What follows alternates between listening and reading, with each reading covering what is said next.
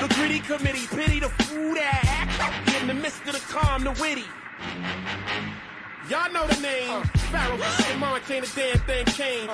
You all up in your range, just inebriated. Straight from your original plan, you deviated. I alleviated the pain with long-term goals. Slip my underground loop without the gold. You so platinum around the world, I so wood in the hood. But when I'm in the street, it's all good. Assume the motivated boom, control the game like boom, way to rock, clock, dollar split, tips like a way to block shots, styles way to let my lyrics annoy. If you holding up the wall and you're missing the point. What's up, everybody? This is Resting My Thoughts. Of course, I'm Zach. And guys, I've been waiting a long time for this one. My guest today is the current FSW No Limits champion. He is the VWE SoCal champion. He's also the reigning defending UWN World Heavyweight champion. He is the radioactive Poppy himself on Wrestling My Thoughts. This is Danny Limelight in the building. What's good? What's good, man? How you doing? What's up, Danny? I'm good. How are you? I'm chilling. I'm driving right now down to San Diego. What's good? Thanks for having me on the show. Thanks for the introduction. No, I appreciate that. What's good with you, though? absolutely, bro. Hey, pleasure's all mine. I'm still, like I said, this is my first real interview with any pro wrestler ever. So of course, in general, it's super surreal to me. That's what's It's an honor to be the first one on the show then. Hey, there's only one first, right? That's right. That's it. So just kind of, and I saw this when. Oh, think I lost him for a second. I'm here. Oh, there you are. I was saying that one day in the Fun Facts of Wrestling Thoughts, they're going to say who's the first ever guest on Wrestling Thoughts. And that answer's me, Poppy. That is the radioactive Poppy himself, Danny Limelight. The one and the only. So I've definitely been familiar with you for a while. I've been a fan for a minute. The Red Carpet Rumble definitely wasn't the first time. I've seen you. I saw you all through the pandemic years in AEW. So you had some bangers for sure with Konosuke. My personal favorites with Phoenix. Just love that kind of lucha style. And you just killed it. You definitely show that. You definitely show that you're there. I appreciate that, but like I was gonna say, it's one of those things that definitely, I'm in the ring with the best in the world. I'm in the ring with Kenny Omega. I'm in the ring with Ray Phoenix, John Moxley, Konosuke Takeshita. It's impossible to have, a bad match with guys that are the best in the world. You know what I'm saying? And I just wanted to prove that I belong in the ring with them, and I think that I did that throughout the pandemic for sure. Yeah, no, for sure. And like I said, that was kind of through the pandemic era where obviously there weren't any fans, and any pro wrestling fan knows that the fans are a huge part of the engagement. Their engagement's a big part of the match and kind of how it flows and stuff. What would you say was the biggest difference as far as kind of the kind of behind the scenes, putting a match together, being in the ring, because of course fan reaction is a big deal. So what would you say was the biggest difference between the pandemic era, where obviously there's no one there to kind of cheer, boo, give you guys a reaction, versus being at the Red Carpet Rumble with that huge crowd? Right. I think that it's obviously the big difference is that there's no sound coming from an audience. You don't know if what you're doing is working or not, if they're cheering or booing just you want them to, However, Yeah. I think that, for me, the focus was, when I'm doing live shows now, for example, the Red Carpet Rumble, United Wrestling Network's program is a TV program, so I'm wrestling for the fans watching at home, but I'm also engaging with the fans that are there. When it was during the pandemic, with New Japan Strong and AEW, I'm wrestling for the fans at home. I'm wrestling for the fans that are going to be watching, because there's nobody there making the noise, besides the few people that were there. But really, you're wrestling for the fans watching at home, and whatever you're doing, you gotta make sure that you're going with your best instincts. And when you're wrestling some of the best guys, I was wrestling on New Japan Strong and in AEW Dark, AEW Elevation, you know, those are some of the best wrestlers in the world. You know, TJP, you know, was my first match at New Japan. You know, Right. and you know, you're wrestling guys like Rocky Romero, you know, Chase Owens, you know, just like, you know, Fred Rosser, all these guys, Carl Fredericks. You know, Yeah. in AEW, you know, you're in there with Ray Phoenix, Matt Sydal, Brian Cage. You know, there's no room for error. Like, you're in there with professionals. You're in there with the best of the best. So you're gonna make matches. And I was fortunate that, you know, I was given those opportunities.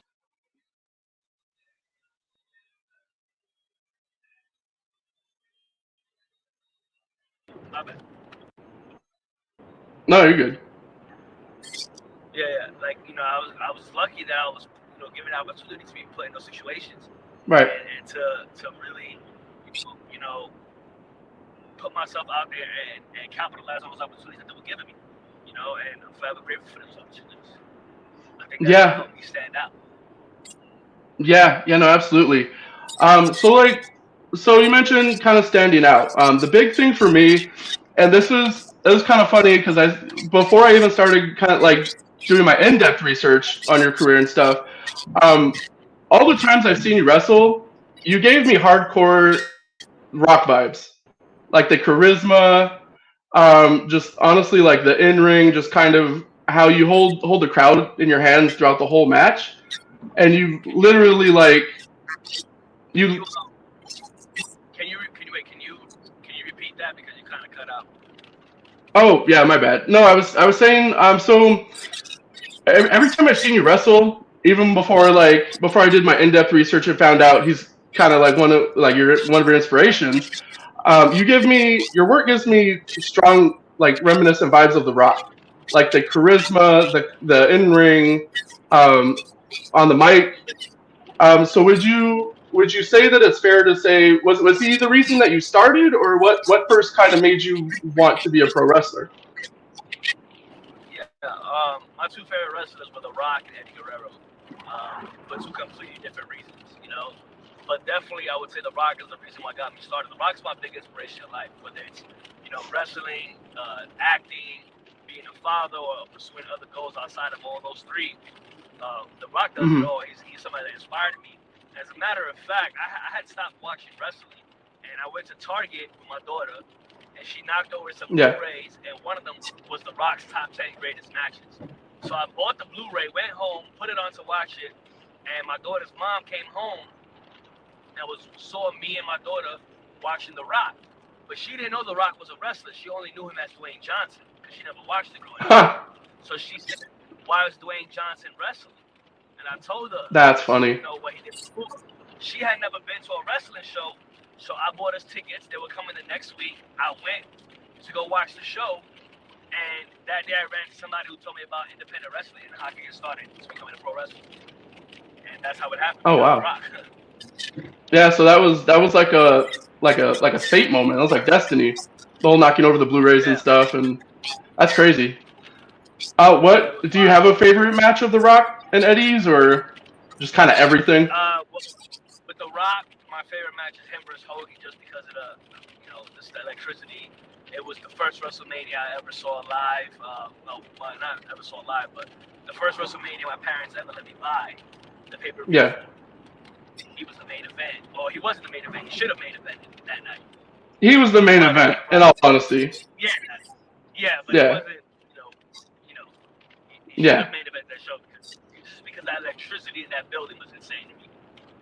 Um, So that's, and then with Eddie, it's Eddie versus Mysterio at Halloween Havoc '97. Oh, that's a classic. But I always love watching Eddie and Angle from WrestleMania, and I always love watching Eddie and Brock when Eddie wins the belt. Yeah, that crowd ovation. Like I remember watching that No Way Out live when Eddie won the belt, and it was That honestly your anniversary? reminiscent to. It did, Your yeah. anniversary just Yeah, like and February 5th, February 5th, something like that. yeah, and it's still to this day, all these years later, just so crazy how almost nobody expected it because everybody was so sure it was going to be Brock and Goldberg for the title, going into that Mania. So yeah, no, that was wild for sure.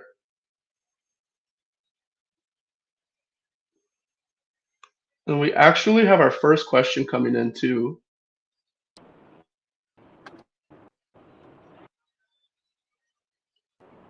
Let's go ahead and put this up there. Can you still hear me, Danny? Yeah, I can hear you. Oh, okay. Okay, there he is. So Jacob's asking, who would Mr. Limelight consider the best in the game besides, of course, himself?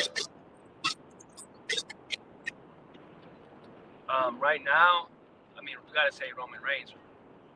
I think what he's done, he's shown that right now he's the best. People that I like watching, anytime Rollins is in the ring, I like to watch. Yeah. Kenny, Will Ospreay, Ricochet, Cody's mic work. And there's a lot of people that I like watching, but right now, the best right now in the game is Roman Reigns. Yeah. It's that whole storyline is just it's so crazy how it's evolved and all the layers and stuff to it. So do you typically, I mean, I know from what I've seen you've had a pretty crazy schedule. Do you typically watch every week like Raw, SmackDown, Dynamite, all that stuff, or is it kind of just like when you have the chance to? I don't really watch. I don't really watch every week. I do tune in. I see the clips online. When they tweet it or they put it on Instagram, because I do follow all those companies. I like to stay in the know what's going on with these companies and stuff like that. And the wrestlers, when people are doing this shit. Yeah, for sure. Yeah, I don't really get to watch. I'm super busy, man, so I don't get to sit down for all those hours every week and just watch wrestling. Yeah, for sure. And I mean, you've got a hell of a schedule. Just following you on Twitter, it's like it seems like every couple of days you've got like a big main event headlining match coming up. Like Poppy's everywhere. Got to defend that title for sure. I'm trying to be everywhere. I'm not everywhere. Yeah. I want to be everywhere though. Hopefully soon. Hopefully soon for sure. So what would you say so far is your favorite match out of your whole career? Like I know you've had a lot of bangers for sure, but what's the one that like if I were to tell somebody, hey, I interviewed Danny Limelight and I want to show them this one match to kind of encompass who you are as a wrestler, which one would you want to point to? I would say honestly, for a long time, my match was me versus Konosuke Takeshita. It was for a long time. I tell everybody that's my favorite match. But I just when I beat Jordan Clearwater for the world title at United Wrestling Network, because the 7 months of build-up, the story that we told leading to the match, and the story we told in the match, wrestled for a whole episode. That match is my favorite match of mine of all time. Yeah, and actually, I saw it live the first time it aired, and then I just rewatched it today to kind of in preparation, and it was the story and the match alone was amazing. Like you can tell if you hadn't been following for the 7 months the angle was going on, you can kind of tell within the story how many different layers there were. You had Talos constantly interfering, trying to stop Danny Limelight from doing what he set out to do, and then you had the Bodega come out finally and kind of take him out, and then of course like the icing on the cake in my opinion, like you had to make Clearwater tap out. Like that was just kind of how that went, and so that I definitely can see why that would be like the match for sure. And then I think my favorite part was that like of course you had like you could tell you were completely overcome with emotion and you had that moment, but then you immediately went straight to work. Like right out the gate you called Eddie Kingston, put him on notice, and kind of gave your mission statement like I'm here to defend against anybody. And you even dropped that line about the Bodega that you can get whatever you want, even a beatdown. So I thought that was pretty dope. What was it like wrestling someone like Eddie Kingston on like a big, because that was promoted everywhere, the Red Carpet Rumble, and you guys were front and center on every poster I saw. So what was that like having that whole spotlight? mean, Eddie's, he's one of the greatest to ever do it. Even to this day, everything that he's accomplished from when he started to now, where he's at now, the type of matches and stories he tells, in his matches. That's one of the things that I have worked on since leaving AEW. I wanted to work on my storytelling in matches, how I told stories in matches. Right. The last year, my body of work the last year has shown, how much better I am now at telling stories in matches. Whether it was with the promos, the build-up, and then the stuff that happens in the match. That was the part that I worked on the most this last year, and I feel like I've really done a good job at doing that. And I think, being in the ring with Eddie obviously elevated that in me. It gave me a new chapter and stories to tell. And I think that also, it just showed myself, like, yeah, you're right. You can't hang in this kind of a athlete. You can't hang in this kind of a match. You're ready for it, And I felt like it just cemented myself as the world champion for this company, the flag bearer for this company, the face of this company. I've been saying it for months. I'm the face of this company. I've been the face of this company, and I think that's cemented. I don't think. Yeah, no, for sure. This is no disrespect. There's nobody in that locker room that's better than me right now. All around, pound for pound, there's nobody in that locker room that's better than me. Absolutely, and that's the best part is that I believe it, and I feel like I'm definitely not the only one. Obviously, like the conviction and the way you're backing it up and stuff. But we have our next question from Jacob. He says, "What's a day of training like? Some of his non-wrestling fan friends think it would be, quote, easy to do what you guys do. So what goes into it as far as like the training aspect of it?" I mean, honestly, it's not easy. I came from the Marine Corps. I was a Marine Corps drone. For sure. Marine Corps staff sergeant. I was a 290 and above physical fitness tester, a 300 perfect score combat fitness tester. I was a martial arts instructor. I was a combat conditioning instructor. Fitness combat instructor, a hit instructor in the Marine Corps. And the level of training in that is intense. And even then, transitioning into pro wrestling wasn't easy, and it still isn't easy. Your body feels that you got to eat right. You got to make sure you take care of yourself outside of it. You got to make sure you're in the gym hitting it hard, making sure you're stretching, making sure you're working on your flexibility, your mobility, your stamina, And you got to you got to stay up to date with what's going on in the world, all that real life world stuff that comes in for your promos, You got to know what's going on around you. You got to know who you are. You got to work on yourself. There's so much shit that goes into being a professional wrestler. Like, it's not no walk in the park. That's real talk. Yeah, no, for sure. And any wrestling fan knows that it's definitely no walk in the park. But I like that you had mentioned bringing the real world events into your promos. That's honestly, I've watched so many just in general interviews from different wrestlers all over, and that's the first time I've ever heard someone say that. Which it's true, because you can tell when somebody's not tuned into what's going on, and then it shows. But I had mentioned before the bodega. Anyone who knows anything about the radioactive poppy knows that he's got his backup when he needs it for sure. The one that stood out that I wanted to just kind of get your thoughts on, what was it like in 5150, just being able to team with guys like Homicide, Hernandez, of course you had Conan in there. What was that like to kind of be able to pick their brains and just kind of add what they teach to your repertoire, if anything?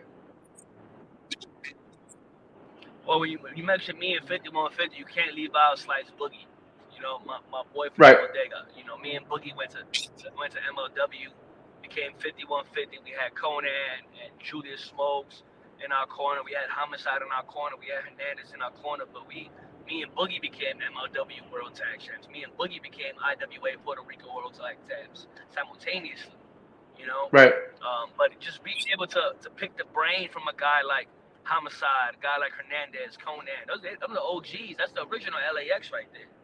Absolutely. They paved the way for guys like me and Boogie to be able to be who we are, come from where we come from, and do what we do and wrestle the way we wrestle, and be able to stay authentic and organic to who we are. So it was a great time teaming with all of them, teaming with Hernandez, teaming with Homicide. I had a lot of fun with it. And I feel like there's still more work to be done there.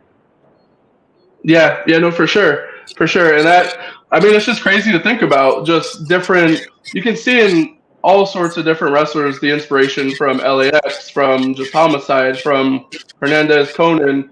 Conan's influence is everywhere. I mean, let's be for real. Um, speaking of radioactive Poppy's homies, you can't mention the factions you've been rolling with and not mention Team Filthy. Like Team Filthy, I feel like you just can't. I've seen Tom Lawler's matches. I won't say that like I'm super knowledgeable on Team Lawler. I know he's got the MMA background. What's it like kind of rolling with him just in and out of the ring? Because I've heard of some stories as far as out of the ring. Man, Tom Lawler's fucking love that dude, man. He's a guy, man. He's somebody that's just a good human being, a dope human being. You know, Yeah. the first time I met him, you know, I had heard his name all around the Indies before I met him. You know, I knew he came from the MMA background, and, Right. and you know, he never made me feel no type of way. Like he always showed me love, and when they told me I was joining Team Filthy, you know, I was like, hell yeah. Like in my head, I was like, let's fucking go, because I knew I was gonna be able to work with Tom, you know, and me and Tom had a lot of good tag matches together, and it's been fun rolling with Tom and Kratos and West Coast Wrecking Crew, Jarrell and Royce. You know, I feel like Yeah. you know when me, Tom, and Kratos first joined up, you know, we had Ryan Taylor, Russ Taylor, and at the time Chris Dickinson. You know, like the original five. You know, it was sick. And then when Russ left and Dickinson left, and Jarrell and Royce joined up, it added new life to it. You know, and I do feel like Team Filthy was the backbone of New Japan. You know, I feel like you know, Tom was the first ever longest reigning openweight champion, and we was on the show all the time having a blast. You know, having crazy 5-man scramble matches and just traveling the world. You know, like, and I say the world, but you know, just being able to go to like Washington, D.C. and Philly with those guys in Texas and all these places. Yeah. Just go out for beers and food after. You know, it was a great time. You can't talk about Danny Limelight and my factions without mentioning the Bodega. You can't talk about it without mentioning Team Filthy. And you can't talk about it without mentioning 5150. They all had a huge part of my life in the wrestling. Yeah, no, for sure, absolutely. There's just, like you said, you can't bring up the career of Danny Limelight of the Radioactive Poppy and not bring up the Bodega, 5150, Team Filthy. Speaking of Tom though, did you get a chance yet to see from Battle in the Valley him against Homicide? It was the Filthy Rules fight. Oh man, I see clips online and stuff like that, but I haven't had a chance to sit down and watch the whole show. it's that match specifically stood out. Of course, the show was about Mercedes Moné and stuff, and you know and whatnot. But that match that stood out to me I mean those two, like you know you're always going to get a show with them. Like you know it's always going to be a fight. It's always going to be one of, if not the best match on the card, and I feel like that's a lot of what we get with Danny Limelight. Like you know you're going to get a show. Like going back to AEW Dark Elevation, your match with Konosuke, your match with Phoenix, which when I made our interview public, your matches with Konosuke and Phoenix were the two that I was kind of putting out to everybody. I put out the Clearwater match also, just to get the people who aren't super familiar. That's kind of like I was like, here, check this out, check this match out. And then yeah, no, they're all fans. They can see it too for sure. So I gotta ask though, you've done everything. See, I mean not everything, but I mean you've done so much in your career already. If you could call it right now, I mean obviously, with all due respect to every other company, WWE is what every wrestler strives for, right? The biggest company in the world. Let's say you get that contract next week. Who are the top 5 guys that you want to work with? In no particular order. Yeah. Roman Reigns, Sami Zayn, Kevin Owens, Ricochet, Gunther. Oh, those chops though. Oh man. You ready to take those Gunther chops? I mean, it's crazy because then I could keep going. I could say Rollins, Orton, Edge, AJ Styles. You know, there's so many. You know, Melo, guys that I want to wrestle over there. There's so many guys that I want to wrestle over there that I never had a chance to wrestle. You know, so. Yeah, for sure, for sure. I mean, all those would be bangers too. Yeah. You know, there's so many people over there. I ain't even gonna cap. I want to wrestle Logan Paul too. That's the thing. I was actually gonna. It's funny you said that. I was gonna bring that up. I was gonna get because it seems like Logan Paul. It's either people love what he's doing or they violently hate what he's doing. I personally love it. You know, it seems that he has a genuine love and respect for the business, and his matches have been crazy. What? How do you feel in general, just kind of about just whether it's a social media star, whether it's an MMA fighter? How do you feel about people who don't really have a background with pro wrestling coming in to try and make a name in pro wrestling? Are you cool with it? Do you kind of hate it? How do you feel? Look, man, I've never been a hater. So if somebody's pursuing something that they love, or something they want to do, that's on them. They're doing it for clout, they're doing it for money, whatever they're doing, it's their life. Let them do whatever the fuck they want to do. I've never been a hater. I'll never be the type of dude to be a hater. Be like, oh, that's stupid. Matter of fact, Logan Paul is bringing more eyes to wrestling. Bad Bunny brings more eyes to wrestling. You know, when Rick Ross shows up on AEW, he's bringing more eyes to wrestling.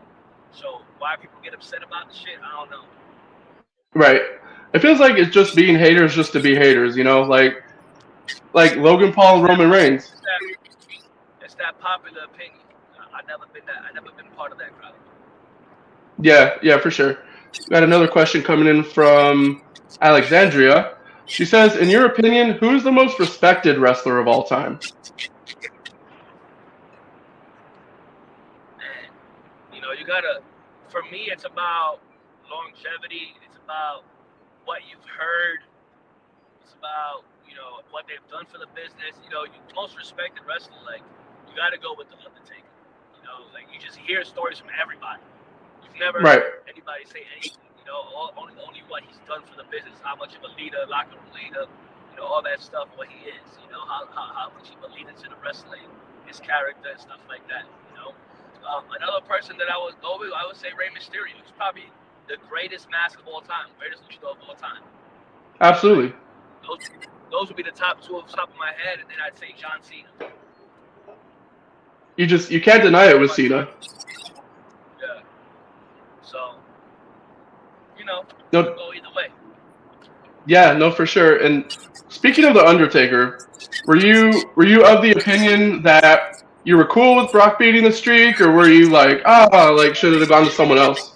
I mean, honestly, man, I don't think too much deep into that, man. That's like real fans type questions, like I watch wrestling as a wrestler, like I'm watching it to learn, to apply what the professionals are doing at that level to what I'm doing, you know what I'm saying? So I really can't comment on that. I got you for sure.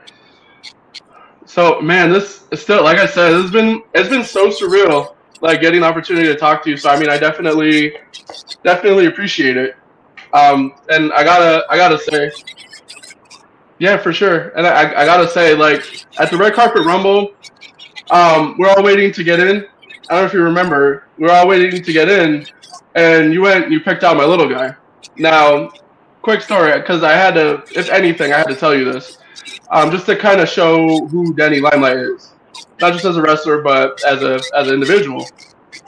You went up to my son, and he's like cranky because it was more like I dragged him to it, kind of a thing, to see, because I've been a fan since I was 8, so 20 some odd years. I was trying to get him into it, and he didn't want to go. He thought it was boring. But then here comes this pro wrestler with his shades on, his bandana on, and his title belt, and takes a picture with him, and it made a big difference. So I mean, definitely, like everyone watching this, like not only is he one of the dopest wrestlers out there, but he's cool as hell, Danny Limelight, and still to this day, he asks when we can go see Danny Limelight again. So I mean, it's just. I don't remember that. I try to, not no offense, like I just try to be nice to people. I wouldn't be where I'm at without fan support. So I definitely never forget where I came from. I never forget the little guy. Where I come from, a lot of people don't make it out of it. So the fact that I was able to achieve all the success that I've achieved in my life, I want to remember that. I want to remember where I came from. And so when I go to shows and I see kids and I see people, I take pictures, I smile, I show them love, make a joke or whatever, because that's the shit that's gonna stick with them. Yeah, I could go out there have a banger match, but if I'm a piece of shit, no one's gonna care. Yeah, that's absolutely true. And not every wrestler does that. Not every wrestler has that mindset, and you can definitely tell. And the ones that you remember are the ones that take the time, even if it's just 30 seconds or a minute to have a chat, like how you do for sure. So we do have another question coming in. Jacob wants to know, what song is the go-to when it's game time for you? What's the one that you throw the beats on, you get pumped, ready to go?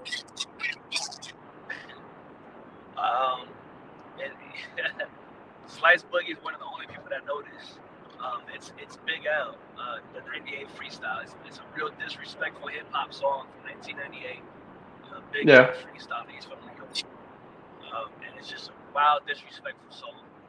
It's like a free talking shit on the block. It's a battle rap type vibe. And I love listening to that because it gets me turned up and ready to go. Gets you ready to handle business, huh? There's three other songs that I like. That's my songs. It's Biggie, Juicy, Frank Sinatra, My Way, and Mark Anthony, Mi Vida. Those are three songs I listen to today. I always listen to the day of shows. And then right before I go out, I'm playing Big L. That's what's up. That's a pretty like eclectic kind of mix there, for sure. So what we got going on for Danny Limelight? What do you want to plug? What do we have? What matches we got coming up? Where can we see you at? This Saturday, February 25th, Danny Limelight versus Lucas Riley for Epic Pro LA. March 7th, United Wrestling Network. I'm back defending my world title against Zicky Dice. I got FSW March 4th in Vegas.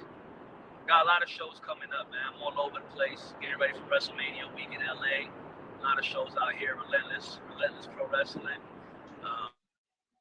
I'm gonna be out in Vegas a few more times. There's a lot coming up. I'm really excited for some big things. So definitely see how that goes. I got a TV show coming out with Netflix soon. It's called The Brother Son, starring Michelle Yu. I'm in episode 7 of the show. Can't wait for that to drop. My daughter, Khaleesi, I love you, baby. She has a movie coming out with Terrence Howard this year. It stars Terrence Howard, Cuba Gooding Jr., Clifton Powell, Valerie Ortiz, Abby Pratt, and my daughter. It's called Skeletons in the Closet. So there's a couple of things going on for the family and shit. Getting ready to go to Mexico in March. I'm gonna go to Tulum, turn up. Then I'm gonna go to Hawaii, see my daughter. I'm gonna go back to Mexico. I'm just enjoying my life right now. Hey, Danny Limelight worldwide in full effect. I dig it. Where can we find you on the socials? Twitter, Instagram at Danny Limelight, ProWrestlingTees.com/Danny Limelight. I'm not hard to find. Hit my DMs, show love. Hit me up on Twitter and let your city know, your promoters know. You want to see me in your city, I'm there. Absolutely, absolutely. And again, if I haven't preached this enough, anybody watching, you get a chance, go see Danny Limelight. Like, I promise you, you will not be disappointed. Like, this dude does not have a bad match. And this isn't just for the show either. Like, does not have a bad match. But other than that, again, this honestly, like, I can't tell you enough, bro. This has been like one of the biggest, most important moments of my whole life. Like, getting to chat with you. So again, bottom of my heart, I appreciate it. Appreciate it for sure. Everybody go follow Danny Limelight. Go follow the Radioactive Poppy. Go watch his matches. Go see him live in person. He's all over YouTube also. Other than that, this has been Wrestling My Thoughts. I'm Zach. This has been Danny Limelight. Once again, thank you, bro. I'm Mahala.